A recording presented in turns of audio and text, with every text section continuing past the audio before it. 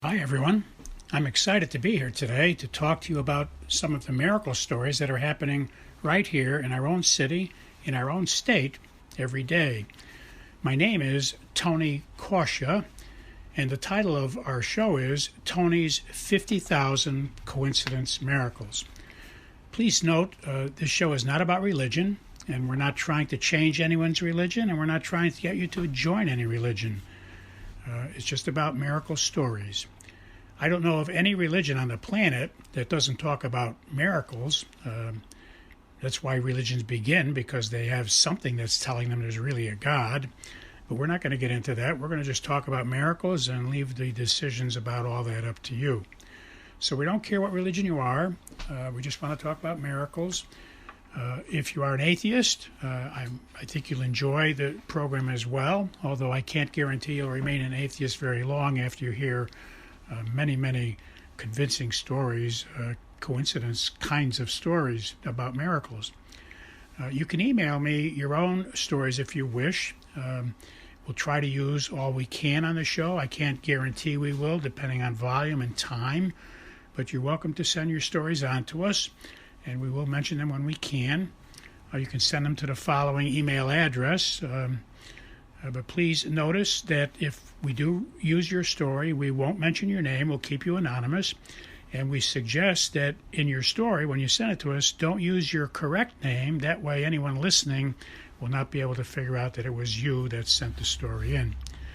The email address you can send your stories to is very easy to remember.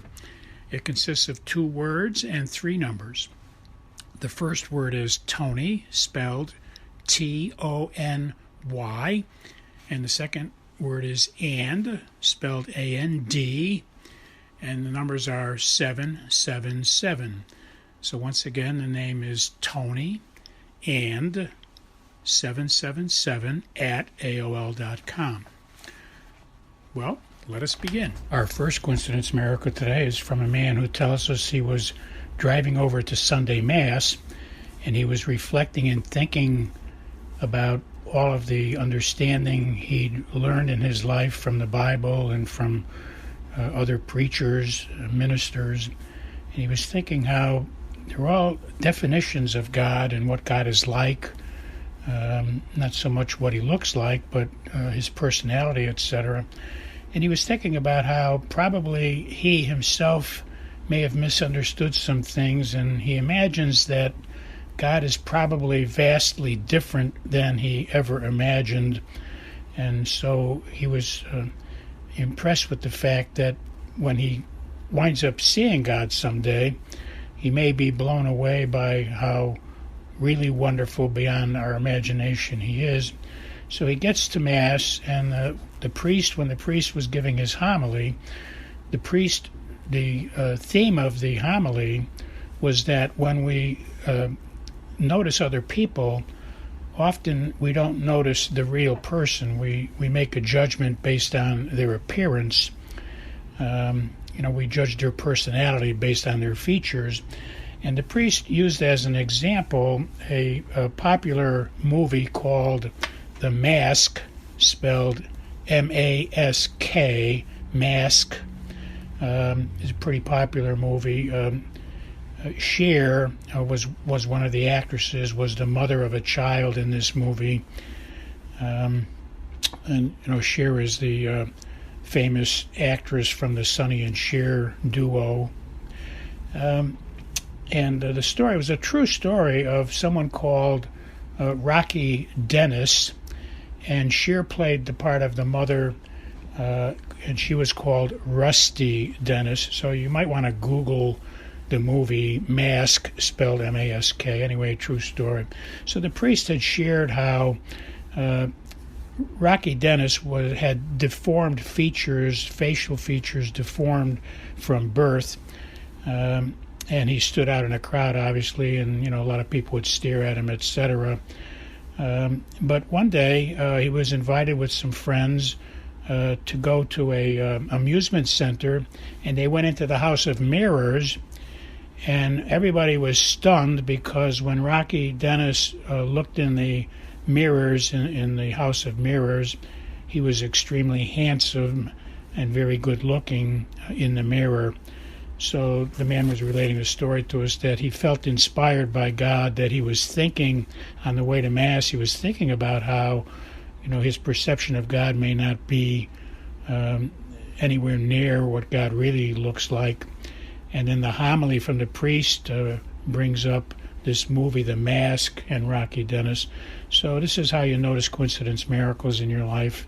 And if you pay attention to all the coincidence miracles, I think, I know in my life, that's how I notice God inspiring me with ideas, and how God is talking to me with inspirations and ideas when I see coincidences. So I encourage everybody, look for coincidences. Remember, the title of my book is Tony's 50,000 Coincidence Miracles, because I've been noticing coincidences for the last 50 years. Our next coincidence miracle is from a woman who tells us that she has a male friend, and she often asks him for advice, and he was very helpful recently.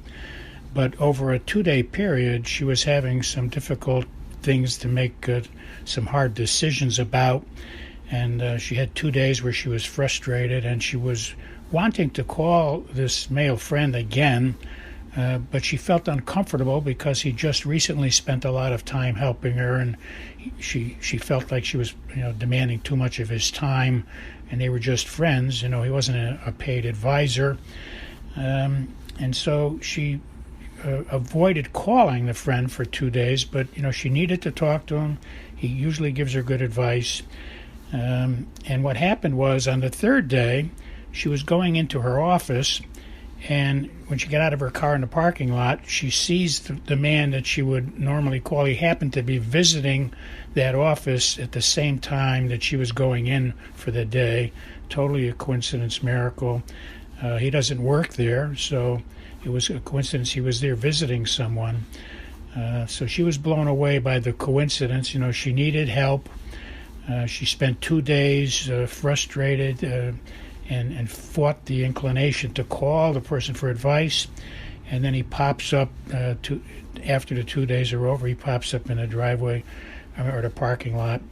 And she said that she got all the advice she needed. She was driven to tears of joy that she met him and got all of her answers on this third day. So once again, when you notice a coincidence, if you pay attention and backtrack and think about 1 or 2 days before the coincidence happened, you should normally notice that God was involved in some fashion creating these coincidence miracles. Our next coincidence miracle is from a man who meets monthly with a group of men in the area. The group is called ACTS, spelled A-C-T-S, like a Broadway play has acts, so it's spelled A-C-T-S. And the men meet and they review scriptures, different scriptures every month, and talk about their own personal understandings or personal feelings from the scripture. And they were reviewing John chapter 9 in the Bible, which is the chapter where Jesus heals a blind man Jesus makes a paste out of mud and uses the mud to heal a blind man. And also in the chapter 9 is the pool of Siloam, S-I-L-O-A-M, Siloam. The pool of Siloam was mentioned there. So the men, when they were sharing their understandings of this scripture on this particular month, they were impressed with how their level of understanding over the years, because they've been meeting for a few years now, and every 3 years we usually get back to the same scriptures every 3 years. In the Catholic system anyway, the routine is that after 3 years you're back to the same scriptures. So after reviewing these scriptures over the last couple of years, they were impressed about their level of understanding, and they noticed that the pool of Siloam means sent, and they shared how the man in the story who was blind, once he was healed, Jesus winds up healing him, and the man is sent. He winds up going to the temple and explaining what happened, and by what he said, it should have converted people to believing in Jesus, because he just received this wonderful miracle. So the point is that the scripture mentions that Siloam means sent, and the scripture says that. itself right in chapter 9. So why did they, when they wrote chapter 9, why did they say that Siloam means sent? Well, it turns out they said it because it's obvious that the man was sent once he was healed. But, it doesn't say that. So the level of understanding by men talking about the Scriptures is how they perceive this meaning. So it's a beautiful event. If you ever get a chance to sit with someone and talk about the Bible, talk back and forth about your meanings, your feelings, your reactions, your understandings of a certain paragraph in the Bible, you'll notice that happens to most people. I'm a member of some groups that do that as well. And when you talk about Scriptures with other people, your level of understanding grows because the Spirit of God is within each person, and the Spirit of God within us, while we're talking about God, confirms the promise. Jesus gave us a promise. Jesus said, where two or more are gathered in my name, and that means talking about him or thinking about him. So where two or more are gathered in my name, there I am in the midst of them. All right, so this chapter 9, then the group came up with two things. First, that Siloam meant sent, and obviously the blind man was sent, but also that Jesus had made a paste out of mud, and he used the mud, he put that on the blind man's eyes. And so the understanding was that, God created us in the Garden of Eden by making a paste, or he made us out of dust. And so the understanding in this group that was sharing was, wow, Jesus was trying to show us that he really was God. He was using the paste that was created to make man.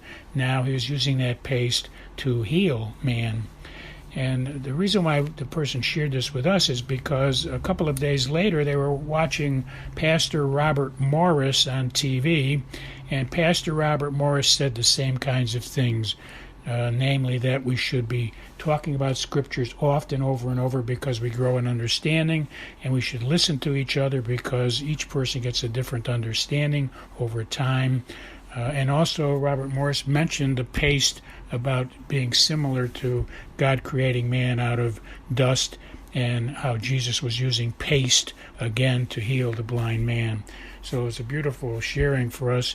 And I would encourage people out there, read some Bible scriptures with your family and talk about your understandings of it together.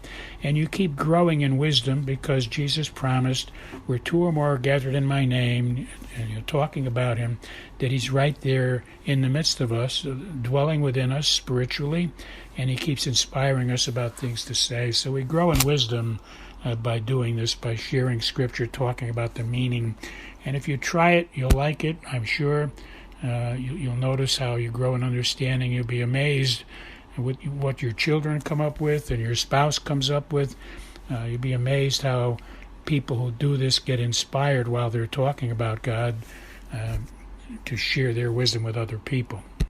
Our next coincidence miracle is from a man who was asked by his church to create a audio presentation about something for his church, and he had to get it done and squeeze it into 18 minutes. And he knew from past experience that this was going to take a lot of time to prepare topics that had to be discussed and constricted by the 18 minutes. And he had a lot of other things to do. So the first thing he did was he sat down and said some serious prayers, asking God for help, because he knows from past experience it's going to take hours to make it come out to 18 minutes. He didn't even have the topic written out yet. And he prayed hard, and he tells us that he was so amazed because it's the first time in years, but it came out to exactly 18 minutes on the nose, and he was totally finished with it with just the first run. He didn't have to do it over. God bless you all. I'll talk to you next week.